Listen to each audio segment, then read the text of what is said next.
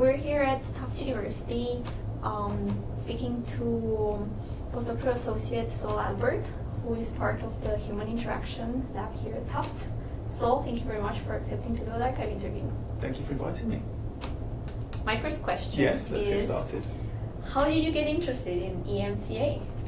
So I was very lucky to have a supervisor at Queen Mary. I did a PhD in the Electronic Engineering and Computer Science department, and my supervisor ran, Pat Healy, ran a course called Design for Human Interaction, which was quite an odd course to have in a very engineering-oriented computer science department.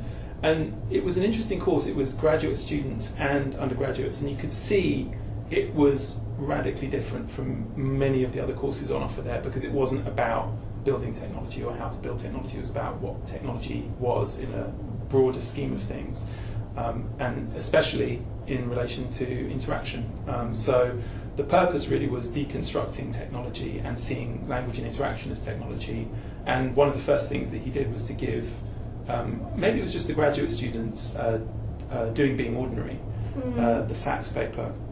And I remember sitting and reading it, having read lots of very technical papers and being still completely confused as to what methodology I was reading, or what methodology I was going to be using for my PhD, and just laughing out loud all the time throughout the paper, because it's so dry and it's so it's just such a unique voice. And then also it was a wonderful, elating experience to see this is it, this is what I want to do.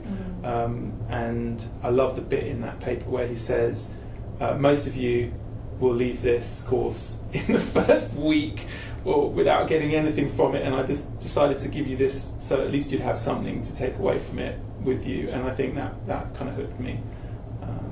So yeah, that was my first, that was what hooked me in. And then that course included lots of work in the ethnomethodological tradition that ended up in computer-supported collaborative work, which involved using technology to communicate. Lots of Paul Luff and Christian Heath papers were part of that course. So yeah, then I was lucky enough to go and get some training in different courses around the UK.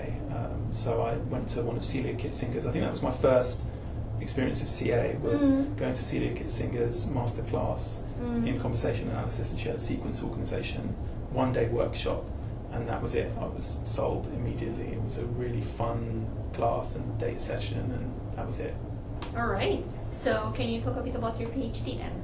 Sure. So I went to the PhD with the intention of studying conversation around art. I was interested in how do people talk about or in the environment of artworks, which was a very peculiar and slightly awkward question. And one of the challenges that Pat Healy posed to me is, well, why don't you just go and look at how they talk about toasters? Because toasters are interesting, and the way that people talk about toasters, you could go to John Lewis or any department store and see how people talk about toasters. And it was actually a really good question. What's special about this? Why that?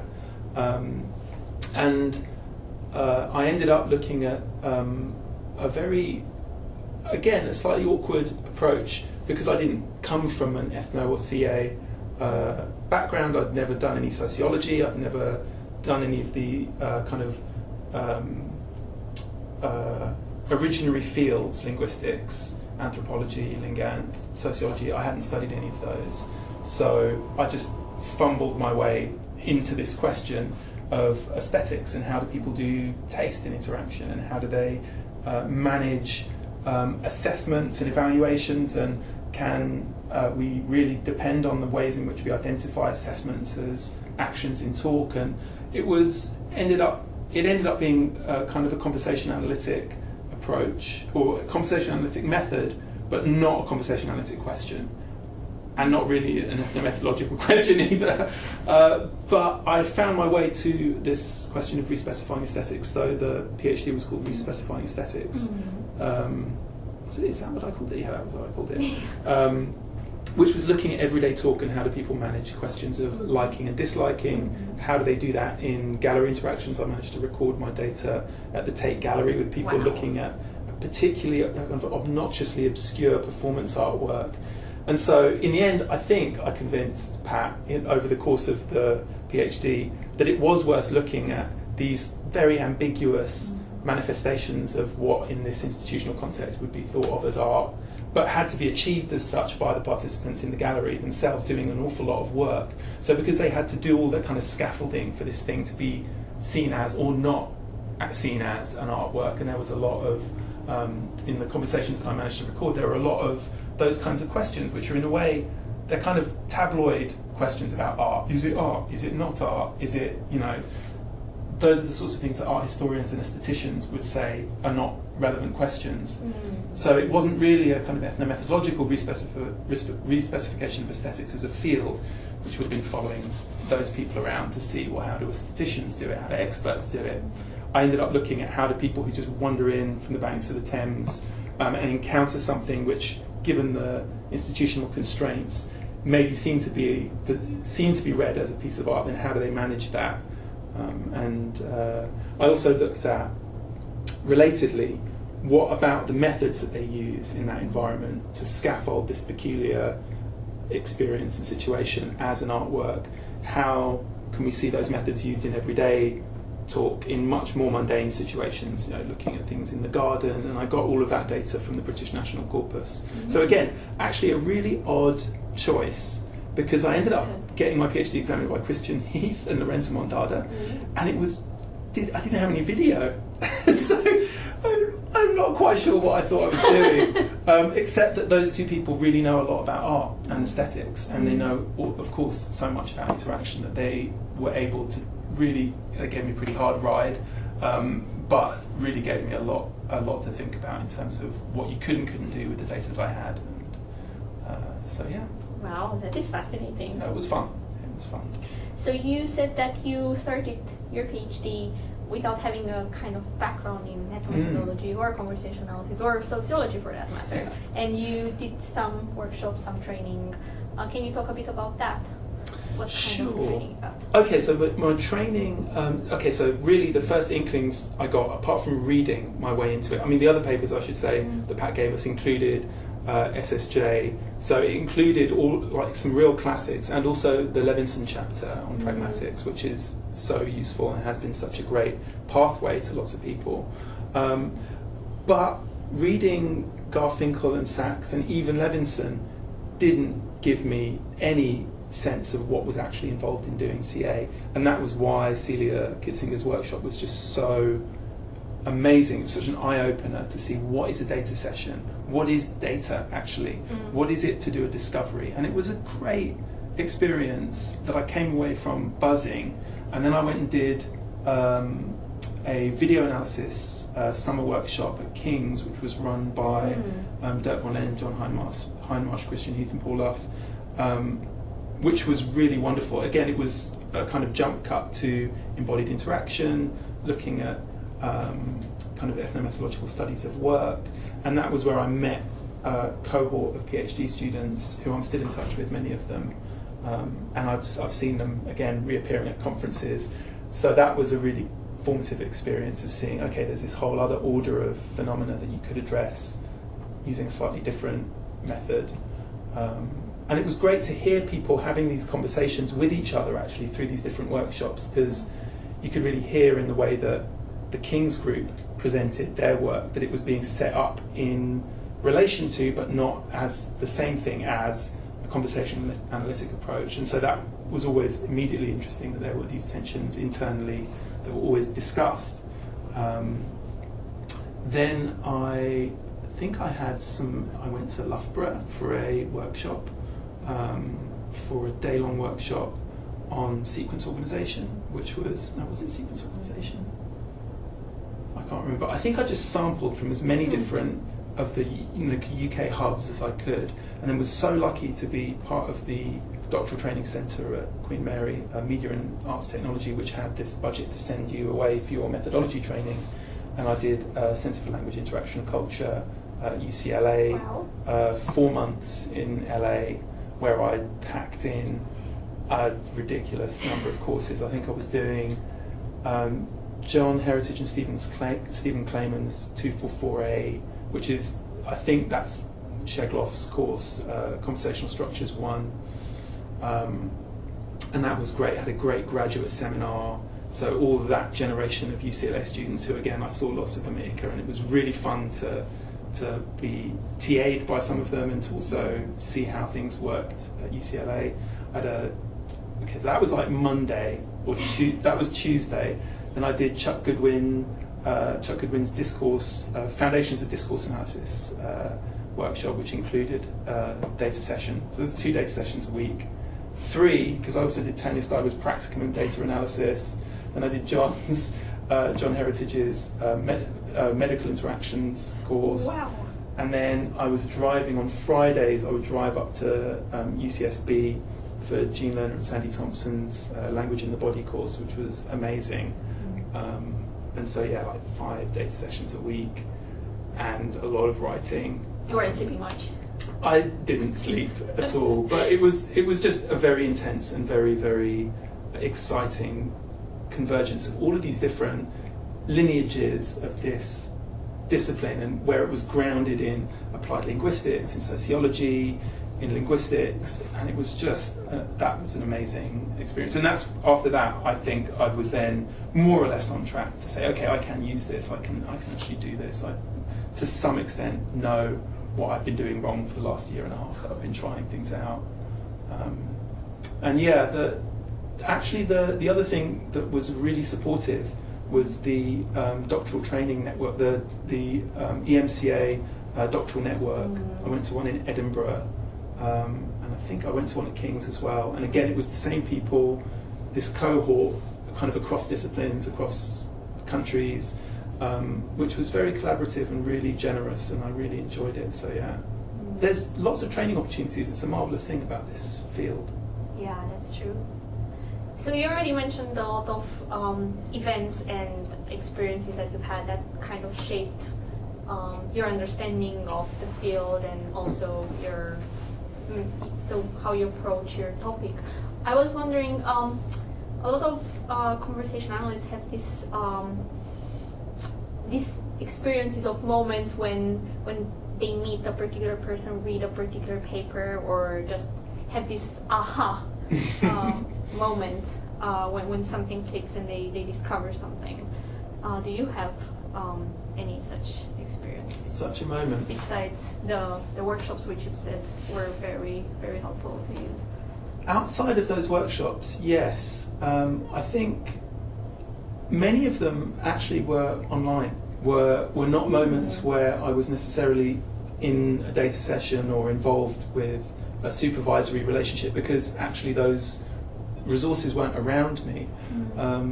But some of the things that I learned to do that I think were very supportive longer term involved reading people's papers and then writing to them, or sending them bits of data and then having email correspondences. And again, Celia was one of the first people to send me some feedback. I think I sent her an item for one of her collections that I'd found, and then we had a short correspondence. But she also introduced me to Jean to go and do the Language in the Body course in Santa Barbara. So it already felt like, even from that first workshop, that there was a whole set of things that we as a community are interested in.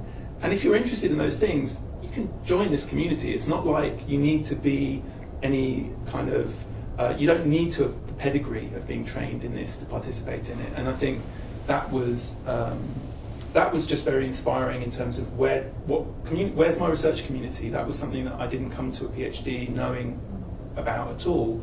And I found it immediately just through these networks and through emailing Chuck with some data and with some questions, and getting these generous responses back. And actually that was always very inspiring to me, that senior academics, wherever I found them, I had the same kind of response from Alexa Hepburn and Galina Voldman. I was struggling with transcription issues and sending questions and getting back such generous responses, people reading things that I was writing. And that doesn't happen in many places. And the curiosity about the novices' perceptions of things is something that I've seen a lot, which I've seen is just a kind of ethic in data sessions, although there's some more recent research challenging that idea. Whether or not the novice feels good about it, it's still that the novice's perspective is somehow respected. So another of these moments was in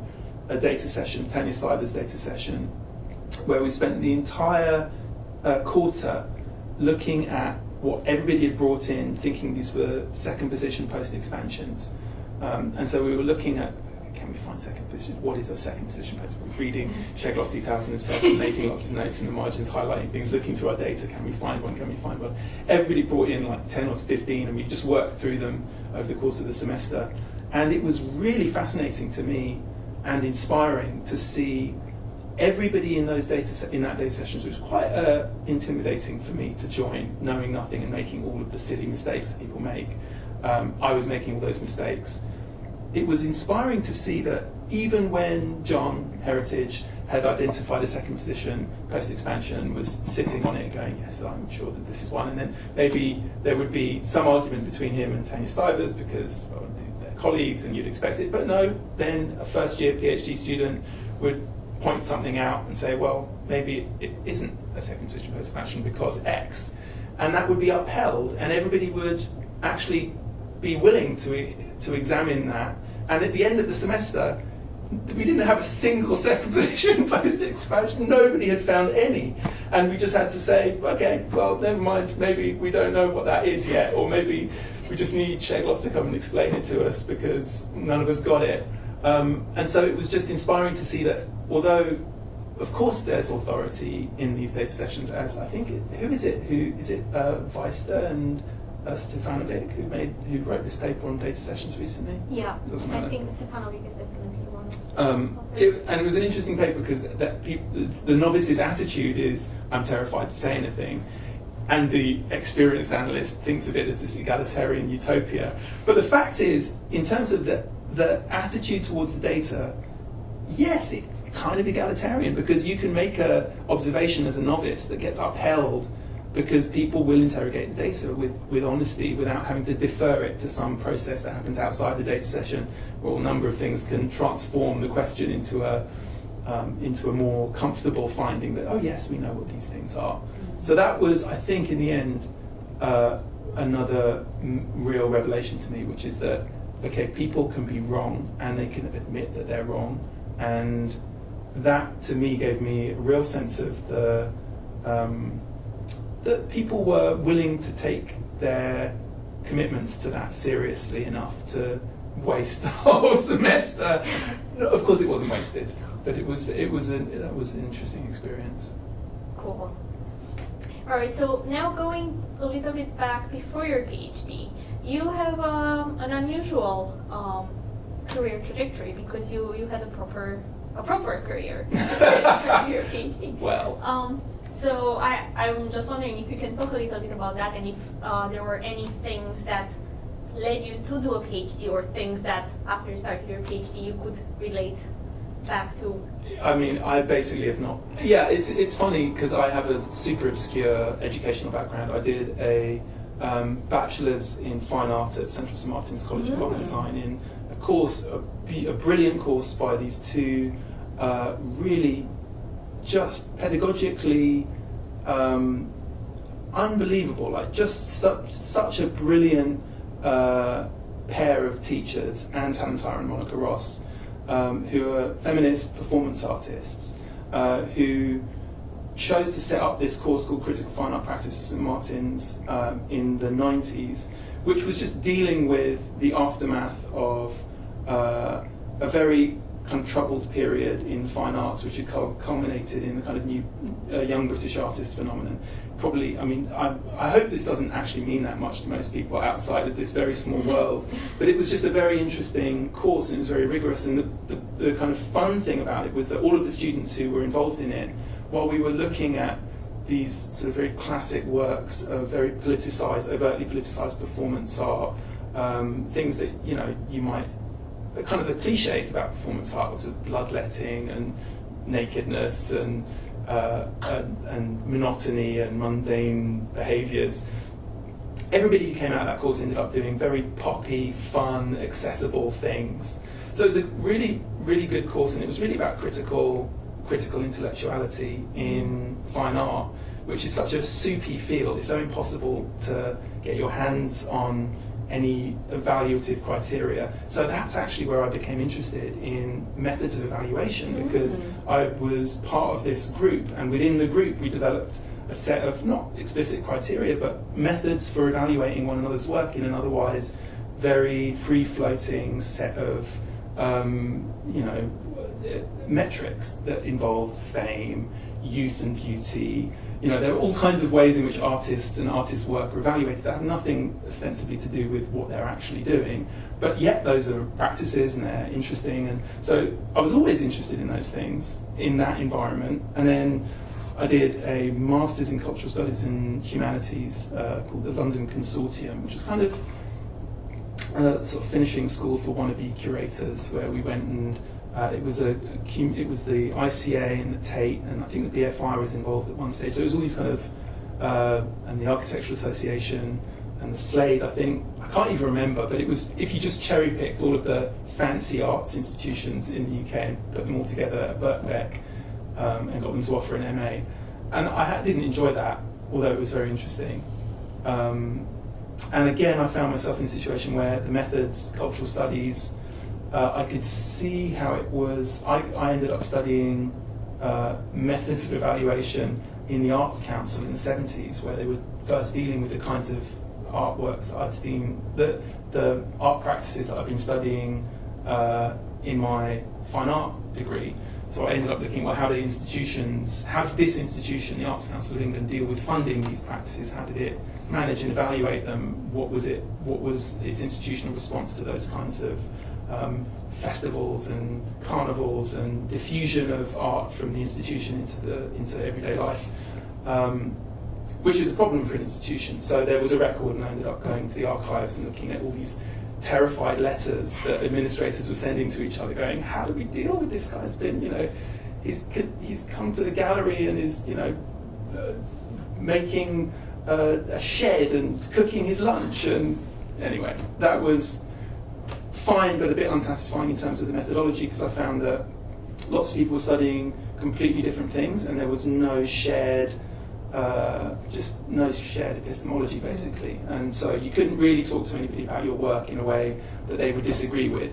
It was just everybody informing everybody else about this peculiar artifact that they discovered, and then basically put a definite article in front of. So somebody was studying the hotel, and somebody else was studying the museum, or this, that, and the other, which was not that much fun. So yeah, that was my path to going into the arts and being an artist for 15 years. And I worked in mostly participatory performance art, but always fun and engaging, trying to get people involved in stuff. So I'd go to the National Gallery, and I think it's just ironic that I'm still working on the same kind of things. I think the first thing I did involved giving out a guide to the National Gallery based on the kinds of people that you might expect to find there. And it was a guide that invited people to inspect one another's behaviour and then draw and categorise each other. So you look for posers or jokers or romantics, or there were just a bunch of personality types that I'd identified, and given people like fun, easy quizzes to find out which kind of galleries visitor are you. And so I'm still interested in the same stupid things. And then finally, before I started the PhD, I worked with this group called the People Speak, which is a collaborative performance art group, still working today, and doing fantastic stuff. In fact, you saw one of the projects of theirs, Talkioki. This is invented by the artist Mikey Winecove, who's still the host of this talk show, and it's kind of a round table shaped like a UFO with a host sitting in the middle on a swivelly chair with a microphone, and it just lands like the UFO of chat wherever, and then people come and sit around the edge and they talk about whatever they want to talk about in that environment, and the host moves the microphone around. And actually it was in that context, with the People Speak, we were aware that Talkioki worked really well because it was locally managed, locally organised. There was a mediator, so the turn organisation was not, it wasn't conversational turn management, but it was still something that was very much organised by the assumptions of the people around the table about how it should work. So it had this real ethnomethodological substance to its structure, and we didn't know what that was. But we were aware that sometimes if we force it in one direction or another, it doesn't work. If we try and manage the topic, it doesn't work. There are only certain conditions in which people will talk to each other, but we had no idea what they were and no notion of how to measure them. So it was actually Will Housley at Cardiff. I went to give an artist talk in the sociology department, and I showed them Talkie and he said, "Oh, you should do a conversation analysis of that." And I was like, "What's that?" And I looked on Wikipedia. And so that was just a very obscure path to get involved in CA or in doing a PhD at all. All right. So speaking of the Tokyo case, Yeah. kind of is quite nice. It's my next question, because besides doing your PhD, you've been doing so much for the conversationality community.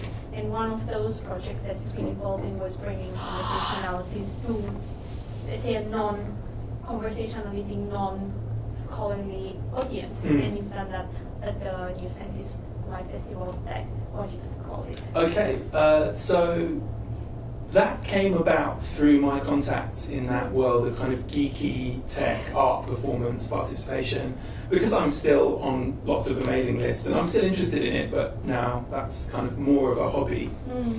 And somebody from New Scientist Live popped up in one of those environments saying, "Hey, we need somebody doing art and technology, and could you do something at New Scientist Live?" So I thought, well, this might be an interesting opportunity to see if there's a way of demonstrating what I'm interested in relation to this amazing community of conversation analytic, ethnomethodology people who are doing such amazing stuff, but nobody knows about it, and it's never seen in the kind of science fair context. And how could you demonstrate this if you were going to set up a stall?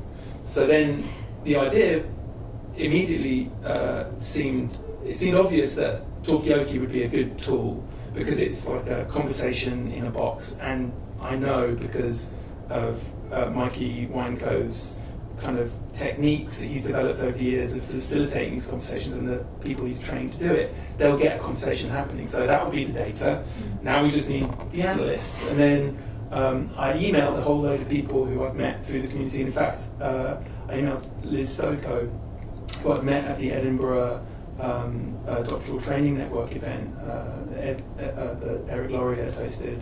And I emailed her because she'd done a CALM workshop there, and I could see that she was the person working in this area of like, how do you communicate what conversation analysis is to people who have an innate understanding of whatever situation they're in, but don't conceptualize it as this isn't an empirical material that they would consider a scientific research study. So I knew about CALM, and I could see that there just needed to be some way of connecting these things together. So I emailed Liz, and she was immediately, as she's been doing this incredible job of communicating conversation analysis in all kinds of contexts, she immediately was very open to it and very active in involving other people. And so we had a meeting, which I think you were at as well, in Euston, which has become a great place to meet and talk about things in Fortnum Masons in St Pancras Station, and came up with this idea of the conversational roller coaster, which is a setup involving Talkie as a data source and then a kind of production line for conversation analysis. So you have Talkie, that's where the conversation's happening, people walking past in this science fair environment, seeing that there's lots of people sitting around this brightly lit table with talk happening, and you could observe. And then there's this backroom activity, kind of a strange arrangement of screens with pictures of this very table happening. So people were immediately curious about it, and then individual analysts would talk them through, okay, this is what we're doing, capturing data, or this is what we're interested in. You'd have people spotting different interactional practices. How is the microphone passed? How do people get up and leave inconspicuously, or conspicuously? How do they approach and then sit down at the table? All of these practices which I had no understanding of when I was doing Talkie, But we then found out, okay, wow, this is how it works, and this is why it works. So for me, it was fascinating to get this sense of this sort of performance art, participatory intervention thing, which I've been doing for years, seeing how do analysts understand it, how do they conceptualize it, was really satisfying. And also it just worked brilliantly because people went to the transcription table and then they went to the kind of data clipping table to do some video cuts of the live feed of video. And then there was this findings wall that Liz came up with, where we just had big whiteboards, and then everything that we found out that day would be written down in a way that people could sit and inspect. And that was really, really a lot of fun, and it was so much fun writing a paper about it with a great group. So that's been part of that ambition, I guess, and also just inevitable. I brought what I had to the table and found that there were other people doing similar things, like Liz's calm work and others who were involved in that project. Really drew out some potentially very interesting approaches, I think, that could work elsewhere. And then the other project I've been working on, again since, I think this was 2014, and it again came through a correspondence with Paul Tenhaver, was the Ethnomethodology and Conversation Analysis Wiki, which was basically, Paul had been maintaining this incredible bibliography of EMCA, so carefully making sure that both areas of focus were represented, with maybe like 10,000 entries. And it's a lot of entries over the years. And he'd just been publishing these on his website and as a big long PDF file, or series of them. So there's the, as you know, because you maintain the discursive psychology component, and then there's medical interactions component. And these were his old bibliographies. Now we just have a wiki where they're all mixed together. And that's been a really fun project. I think everybody who got involved in it at first answered an email from Paul on land use mailing list saying, I'm going to retire at some point from doing this, could I get some help? And so that was a small group of us set that up, and I think we've got some plans to expand it, and we need people actually to curate topic pages. So we want now, I think we've now got 7,000 odd entries in the bibliography and growing. I know it's really, it's kind of cool. We want to start curating them into topics. So there are keywords, and they'll need maintainers who will be willing to gather the flow of information that's coming off Twitter and mailing lists, and then just put it in the wiki so that it's stabilized a little bit and has this growing bibliography. Yeah, so is this like a call for... This is cool, yeah, now I have the opportunity. If you would like to participate in making the Ethnomethodology and CA Wiki even more exciting, we need you. So is it just topical pages, or are you interested in like languages or other kinds of ways of organizing the bibliography? Oh, absolutely. There is already a growing group of brilliant bibliographers who are adding multiple languages to the wiki. So Claire-Antoine Verrier joined the group. I think at the beginning with Mia Popoviciu, myself, Elliot Hoey, and a few others, and yourself. And we're now expanding. That group has expanded a bit. Jack Joyce is part of the group. I can't list all of them, but they're on the EMCA Wiki admins page on the wiki. But there's also Jakub Malnar is now adding lots of Czech and some Slovak papers, which I guess nobody had seen. Andrei Korber's been adding Russian papers. Awesome. And Yusuke Arano is going to be adding a Japanese language paper. So it would be great to have more of that. At the moment, Claire-Antoine Verrier has added loads of French stuff, but that really is the only major contribution of non-English language papers to the wiki. So yeah, we do need more languages. I guess there must be Ethno-CA in loads in Chinese. Yeah, there must be loads in languages that we just don't have in there. Yeah. So yeah, that would be fun. That sounds amazing. And you would still be the person, the kind of brain behind the operation. I mean, maintaining it. Ideally not. I was looking around for the group is actually still advised by Paul. He makes the decisions about operational stuff. I've been, because I'm a techie, that was the other part of my previous life that I guess I didn't talk about, but I've always been building stuff with technology and just been programming since I could type, since I was really young. So I'm still going to have to be the geek because it's expensive employing geeks, and we'd have to raise quite a lot of money to have somebody else do the sort of technical maintenance. But that's okay. I mean, I can do that for the time being, and then at some point, I guess we'll have to figure out how to transition it to something that's going to be. It's already supported by EMCA, which is great, and I think, well, we just need to find another geek.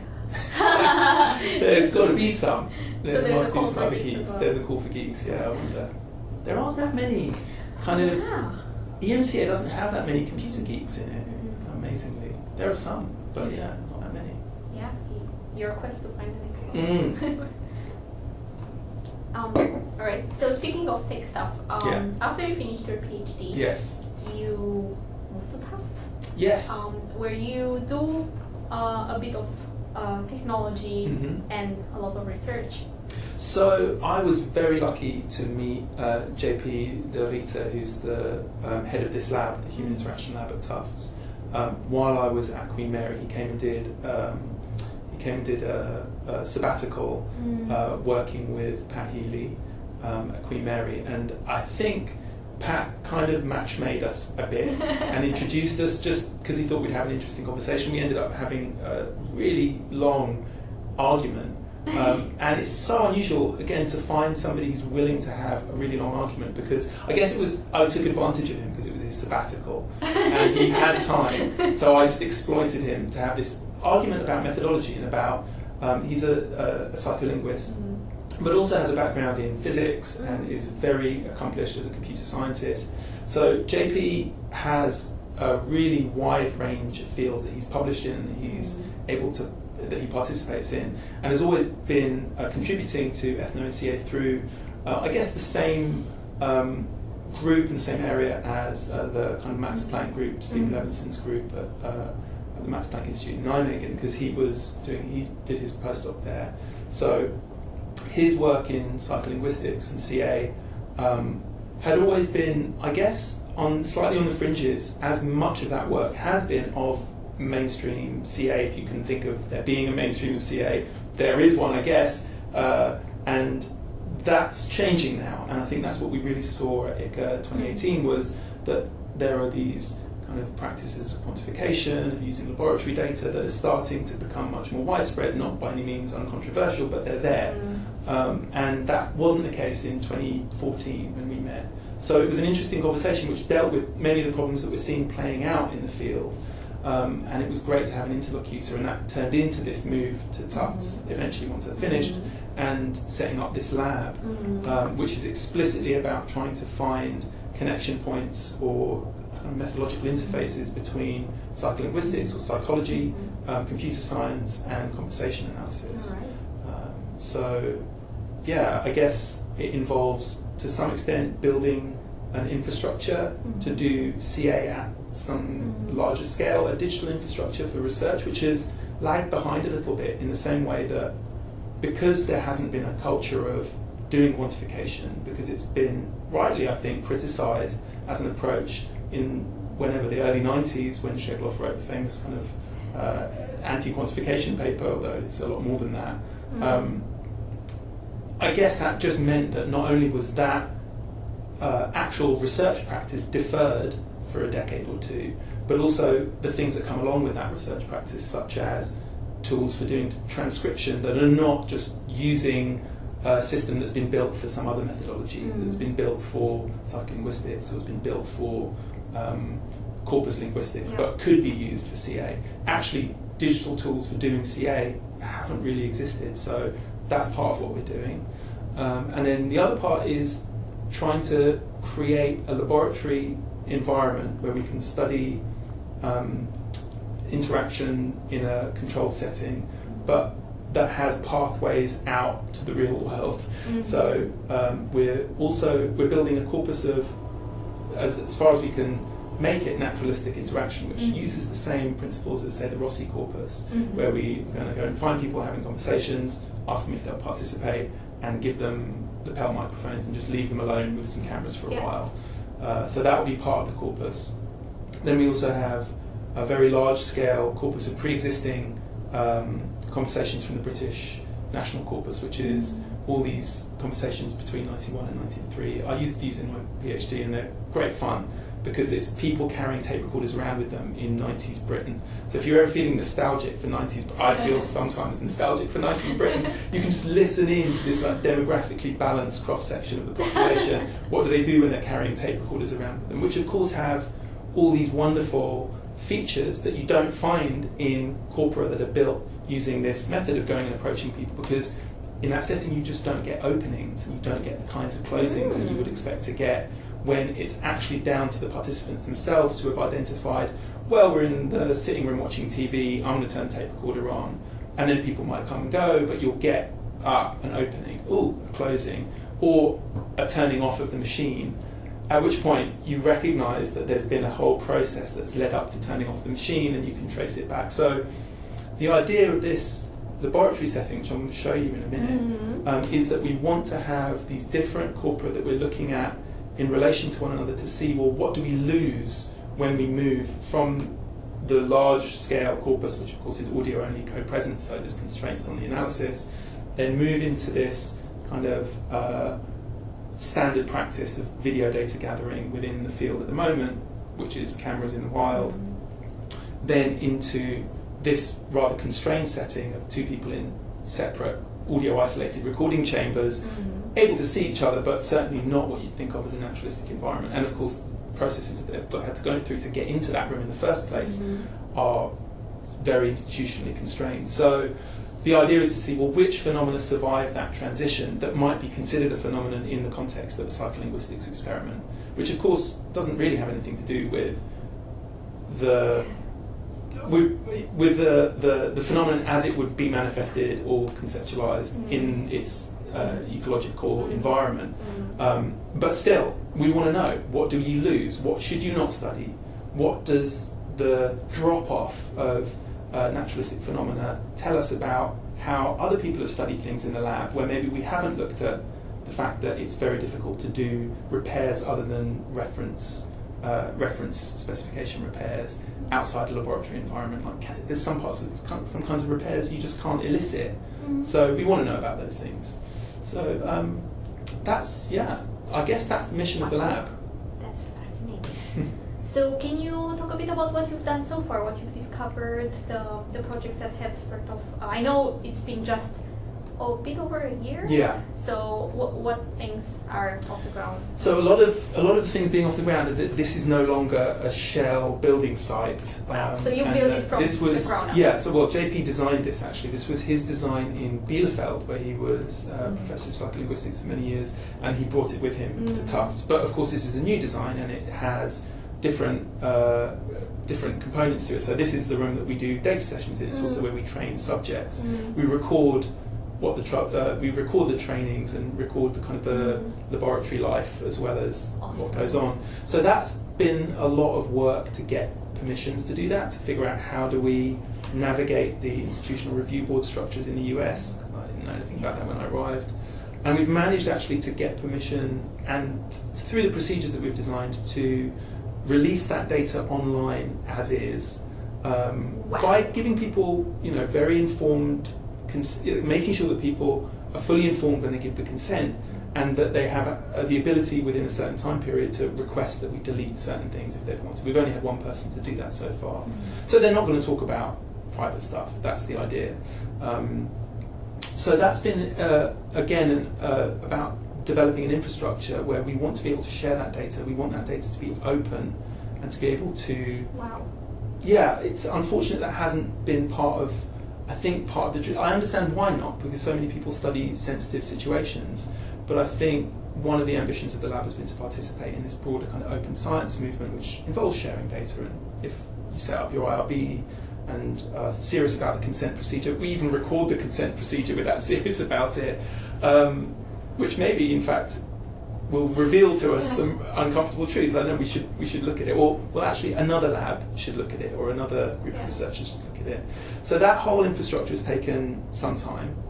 We've started a project looking at repair. So Julia Mertens, who's the first graduate student in the lab and is an absolutely brilliant psychologist and researcher, is working on some of the findings developed, I guess, most recently by Kobe and Kendrick's work on the timing of other-initiated repair in this big and amazing repair project that the Max Planck Institute group in Nijmegen came out with last year or the year before.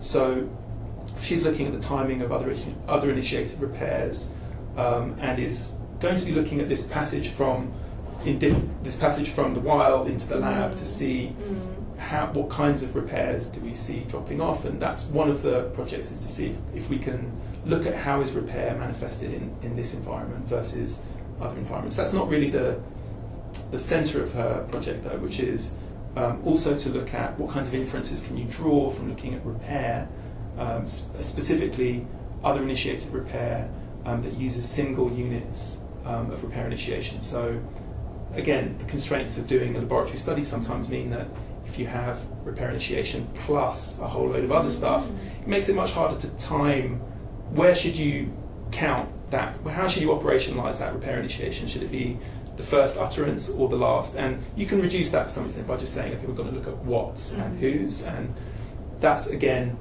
throwing out an enormous amount of what you might be interested in, but you do the work you do with the data that you've got, especially in the context of a psychology, kind of psycholinguistics oriented study.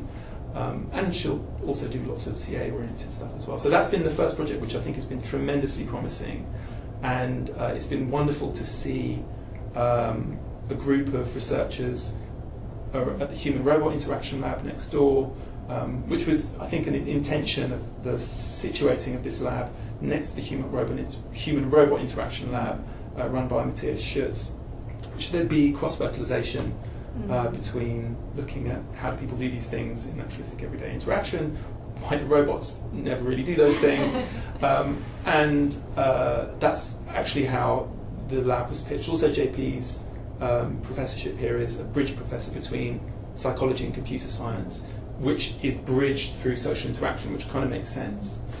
So there's a whole repair project. We're also working on response tokens at the moment. Again, these are phenomena which lend themselves towards these cross-disciplinary studies because they're unitary. They're like single unit response items. So they are things that have been studied so effectively and so well by conversation analysts for so long that actually it's the right time to start looking at these in a experimental setting or in a kind of corpus context, in the context of a large amount of data that you might be able to draw on. So those are the projects we're working on. That's really cool. Okay, so my last question is then, do you have any plans for your career for the immediate future?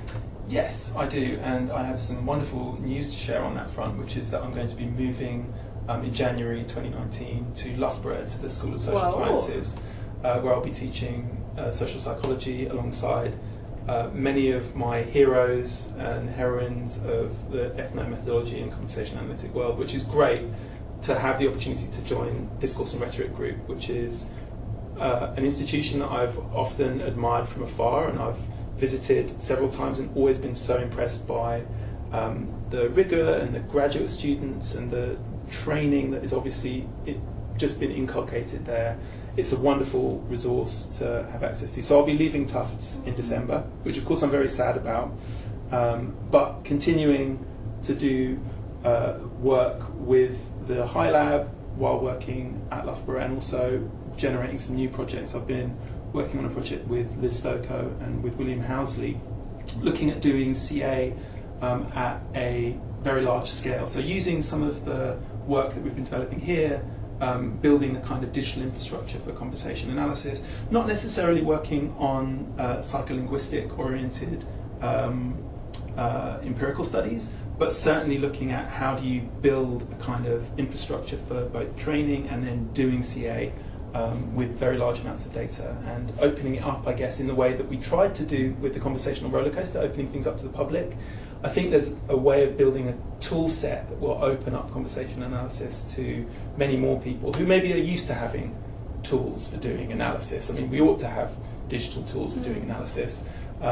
Even if they're not entirely necessary for the work itself, that's one part of the project. I'm also going to be working on work related to my PhD, which was on respecifying aesthetics, or looking at aesthetics and interaction and taste and issues of liking and disliking.